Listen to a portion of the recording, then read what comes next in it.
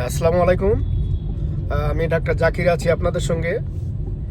আজকের ভিডিওটা তাদের জন্য যারা ডায়াবেটিস রোগে ভুগছেন তাদের জন্য। আসলে ডায়াবেটিস একটা নট কিউরেবল ডিজিজ বা নন কমিউনিকেবল ডিজিজ।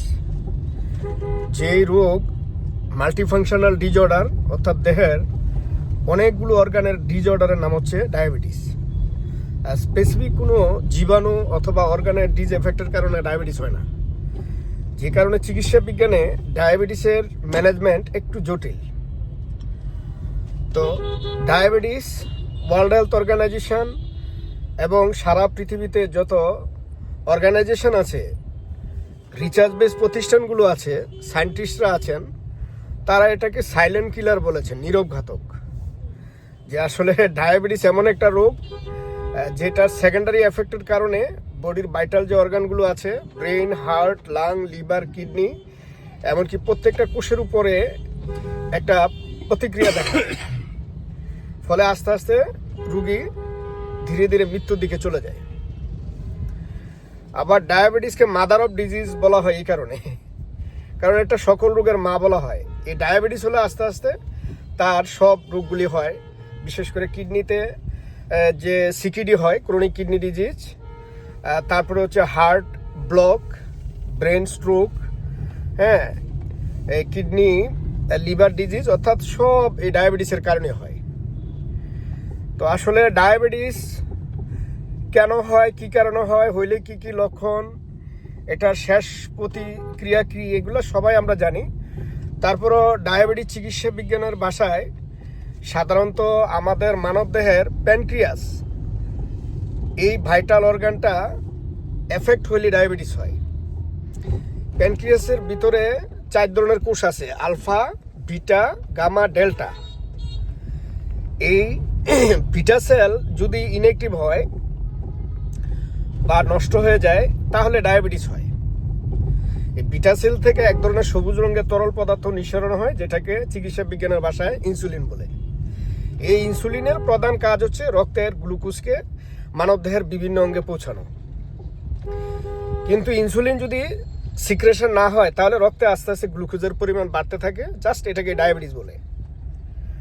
আমাদের রক্তের গ্লুকোজের স্বাভাবিক যে মাত্রা RBS, random blood sugar, HbA1c test, অর্থাৎ 3 মাসের অ্যাভারেজ গড় 4.5 থেকে 6.5 হলো নর্মাল। 6.5 থেকে 10 পর্যন্ত হলো প্রি ডায়াবেটিক সিমটম, অর্থাৎ ডায়াবেটিসের পূর্ব লক্ষণ।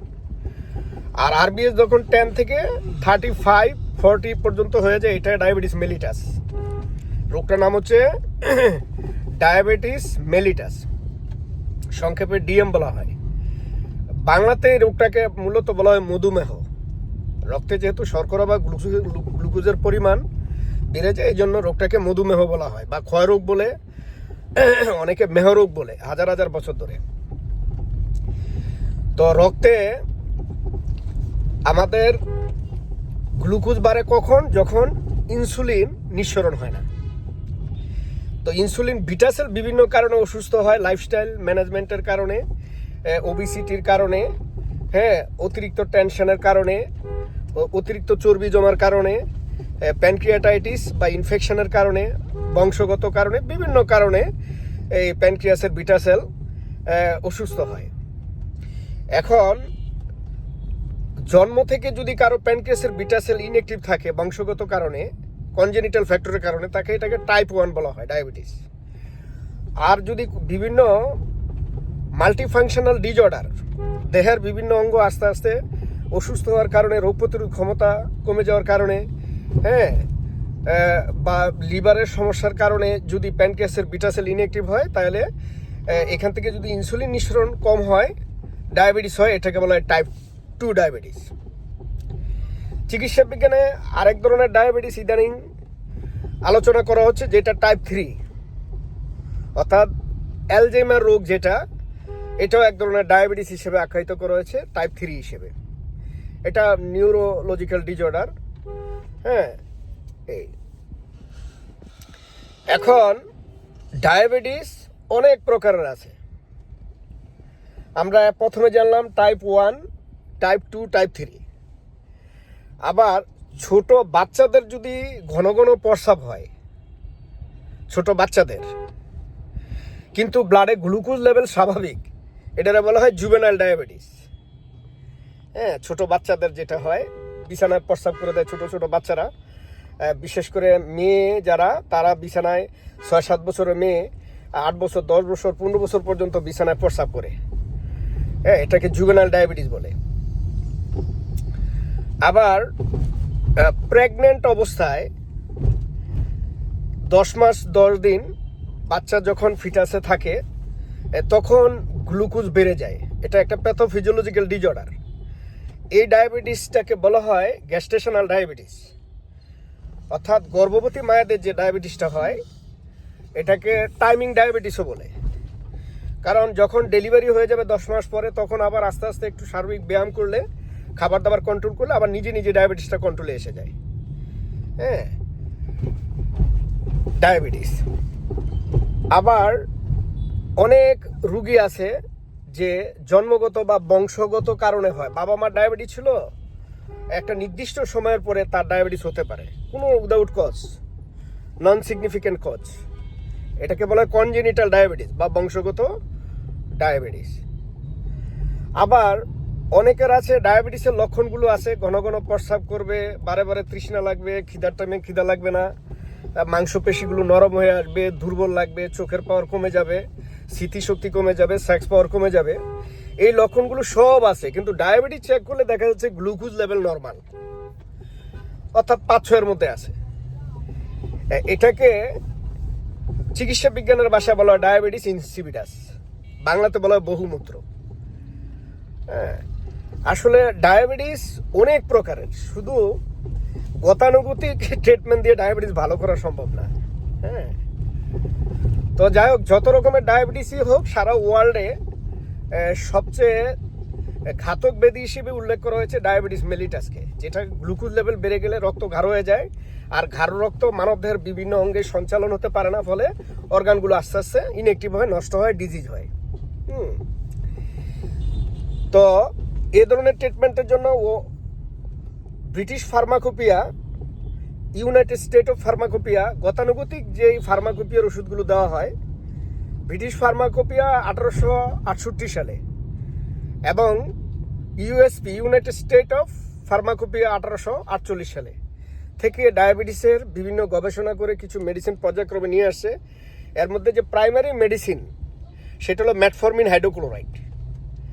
এছাড়া গ্লিক্লাজাইড আছে, সিটাগ্লিপটিন, লিনাগ্লিপটিন, বিল্ডাগ্লিপটিন, গ্লিবেন ক্লেমাইড, তারপর কম্বো মেডিসিনও নিয়ে আসছে বিভিন্ন কোম্পানি, একটা বিভিন্ন গ্রুপ মিলে মিলে। তো এভাবে দীর্ঘদিন কেমিক্যাল বেজ ওষুধগুলো খেলে ডায়াবেটিস কিছুদিন নিয়ন্ত্রণে থাকে, একটা সময়ের পরে মেডিসিনগুলো রেজিস্ট্যান্স হয়ে যায়। ডায়াবেটিস রোগের সব মেডিসিন যখন রেজিস্ট্যান্স হয়ে যাবে, তখন কোনো ওষুধ আর কাজ করবে না। এটাকে মাল্টি ড্রাগ রেজিস্ট্যান্স বলা হয়, আর রোগটাকে বলা হয় এমডিআর ডায়াবেটিস, অর্থাৎ মাল্টি ড্রাগ রেজিস্ট্যান্স ডায়াবেটিস। তখন ওই রোগীর শেষ চিকিৎসা হলো ইনসুলিন। হ্যাঁ, একটা কথা বলে রাখি, আসলে অ্যালোপ্যাথি বা কেমিক্যাল, আমাদের বডিটা হলো ন্যাচারাল, অ্যালোপ্যাথি মেডিসিন হচ্ছে কেমিক্যাল। একটা সময়ের পরে রেজিস্ট্যান্স হবে বা অ্যাডাক্টেড হবে, নেশাগ্রস্ত হয়ে যাবে, ওষুধ না খেলে তাকে কোনোভাবেই আর কন্ট্রোল করা যাবে না। এই যে অ্যালোপ্যাথি যে মেডিসিনগুলো, এটার মুড অফ অ্যাকশনটা আমরা সবাই জানি, যে দীর্ঘদিন মেডিসিন খেলে কি হয়, আমাদের ব্লাডের গ্লুকোজগুলো প্রস্রাবের সঙ্গে পানি হয়ে বাইর হয়ে যায়। হ্যাঁ, এতে ডায়াবেটিস সাময়িকভাবে কম মনে হয় বা নিয়ন্ত্রণে থাকে, কিন্তু রক্তের গ্লুকোজ যেটা মানবদের ভাইটাল অর্গানে যাওয়ার কথা, সেটা চলে গেল প্রস্রাবের কারণে, প্রস্রাবের মাধ্যমে। ফলে কি হয়, শরীর আস্তে আস্তে দুর্বল হতে থাকে, মাংসপেশি প্যারালাইজ হয়ে থাকে, নিউরো আর্থ্রাইটিস হয়।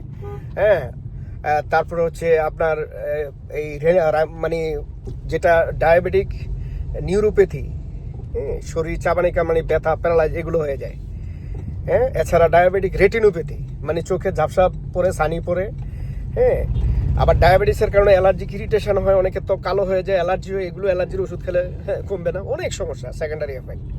সেক্স পাওয়ার কমে যায় ডায়াবেটিসের কারণে, কিডনি নষ্ট হয়ে যায়। হ্যাঁ, সিকিডি বলে, বা প্যারেনকামাল ডিজিজ, রেনাল প্যারেনকামাল ডিজিজ, বিভিন্ন রকমের রোগ হয়। তো আমরা আজকে ইনসুলিনের কথা বললাম, ডায়াবেটিসের শেষ চিকিৎসা হলো ইনসুলিন। তো insulin, what is insulin? Insulin is nothing, it is artificial liquid which component 17 amino acid. ইনসুলিনও আর্টিফিশিয়াল। মানবদের ইনসুলিন আর আমরা যে কেমিক্যাল বেজ ইনসুলিন এক না। ওই ইনসুলিন দীর্ঘদিন নিলে ইনসুলিনও আস্তে আস্তে কাজ করে না। প্রথম হয়তো 10 নিল, শর্ট টার্ম, লং টার্ম মিলে 20 নিল, তারপরে আবার আস্তে আস্তে 30 নিল। এবার বাড়তে বাড়তে একসময় ইনসুলিনও বাড়তে বাড়তে ইনসুলিনও কাজ করে না।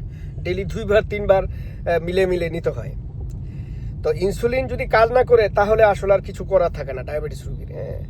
আর একটা গবেষণায় দেখা গেছে ডায়াবেটিস বেড়ে গেলে হঠাৎ কারো মৃত্যু হয় না, কিন্তু ওভার ইনসুলিনের কারণে হাইপোগ্লাইসেমিক কন্ডিশন তৈরি হয়, অর্থাৎ গ্লুকোজ লেভেল 0 হয়ে রোগী কিন্তু অ্যাক্সিডেন্ট হতে পারে, মারা যেতে পারে। তো আয়ুর্বেদিক চিকিৎসা বিজ্ঞানে 5000 বছর আগে বিভিন্ন ভেষজের সমন্বয়ে নির্যাস থেকে কিছু ওষুধ তৈরি করা হয়েছে, আইসোলেটেড ফর্ম, এক্সট্রাক্ট ফর্মুলেশন। যেগুলো খেলে প্যানক্রিয়াসের বিটা সেল আস্তে আস্তে অ্যাক্টিভ হয়, ন্যাচারাল ইনসুলিন তৈরি হয়, তখন আস্তে আস্তে ডায়াবেটিসটা নিয়ন্ত্রণে আসে স্থায়ীভাবে। তো এরকম কিছু মেডিসিন আমরা আয়ুর্বেদিক চিকিৎসা বিজ্ঞানে ইন্ডেক্স ল্যাবরেটরিজ নিয়ে আসছে, গবেষণালব্ধ মেডিসিন, ক্যাপসুল, ডায়াবিডেক্স, এছাড়া সাপোর্টিংগুলো মেডিসিন আছে। আসলে শুধু একটা মেডিসিন দিয়ে ডায়াবেটিস রিকভারি করা সম্ভব না। আমাদের চিকিৎসা বিজ্ঞানে প্রেসক্রিপশন প্যাটার্ন বলা হয়, অর্থাৎ 100 জন রুগীর 100 রকমের বডি মেকানিজম বুঝে ওষুধ তৈরি করতে হয়। অ্যাক্টিভ মেডিসিন থাকবে, সঙ্গে সাপোর্টিং মেডিসিন অ্যাড করতে হবে। কোনো রুগীর যদি অন্য কোনো রোগ থাকে, এটাকে থেরাপিউটিক ডোজ বলা হয় বা থেরাপিউটিক ট্রিটমেন্ট, ওইভাবে বুঝে ওষুধগুলো দিতে হয়। ফাইনালি হচ্ছে অ্যাডভাইস বা পথ্যাপত্য।